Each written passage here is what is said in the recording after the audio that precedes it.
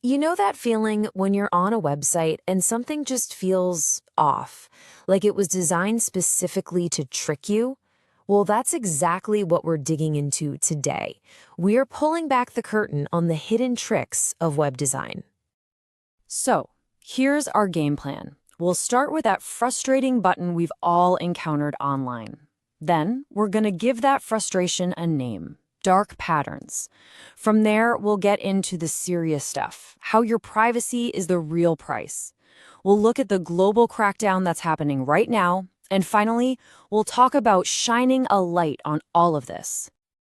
All right, let's dive right in. We're starting with that nagging feeling you get when you realize a website isn't just poorly made, it's actually designed to work against you on purpose. I mean, really, have you ever felt like a website is actively fighting you? You're just trying to do something simple like unsubscribe from an email list or check out, and suddenly you're navigating a total minefield of confusing choices. Oh, and you know exactly what I'm talking about. It's that classic pop-up that tries to guilt you into staying subscribed. Or how about that unsubscribe button that's buried in tiny, light gray text at the very bottom of the page? Let's be crystal clear. These are not accidents. They are 100% deliberate design choices. So all this manipulation, it actually has a name, and it's a pretty fitting one too. They're called dark patterns. The term was coined way back in 2010 by UX designer named Harry Brignall. But here's the key thing to get.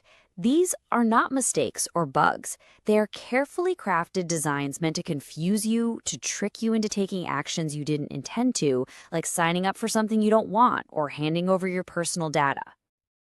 And look, this goes way beyond just being annoying. This is a genuinely serious problem.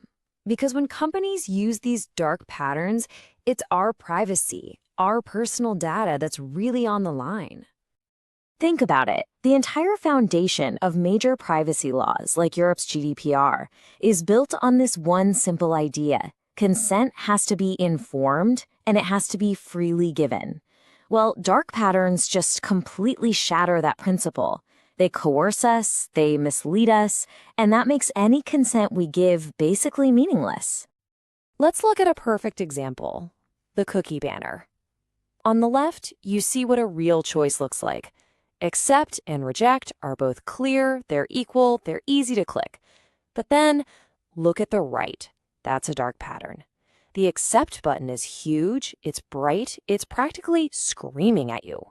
Meanwhile, the option to reject is hidden, or grayed out, or forces you through a maze of extra clicks. That isn't empowerment, it's just manipulation. And regulators are totally onto this. Under the GDPR, these tactics are seen as a clear violation of transparency and fairness. The European Data Protection Board has explicitly warned companies against using them, and it's not just in Europe.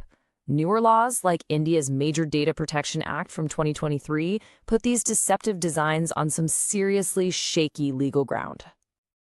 So, what are the real-world consequences of all this? Well, for a long time, companies kind of got away with it. But that is changing, and it's changing fast. Regulators are really starting to fight back. You could say 2022 was a real turning point. You had the U.S. Federal Trade Commission, the FTC, warning companies to stop using dark patterns to trap people in subscriptions. In France, the data protection authorities slammed Google and Facebook with huge fines over their cookie banners.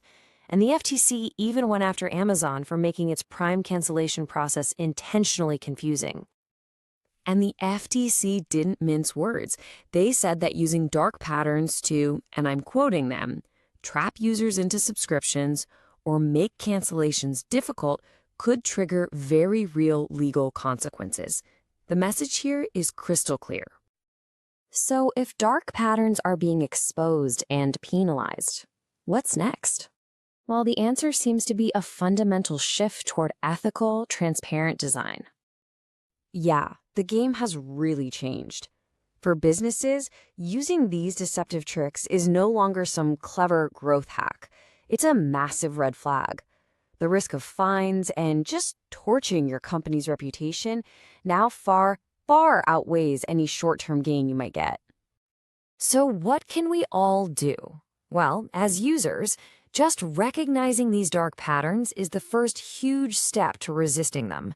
For businesses, this is an opportunity. Ethical design builds trust, and trust is a huge competitive edge. It all comes down to educating teams and committing to creating experiences that are both transparent and respectful to the user. So, I'll leave you with this thought. The next time you're on a website that makes it incredibly easy to say yes and almost impossible to say no, will you spot the trap?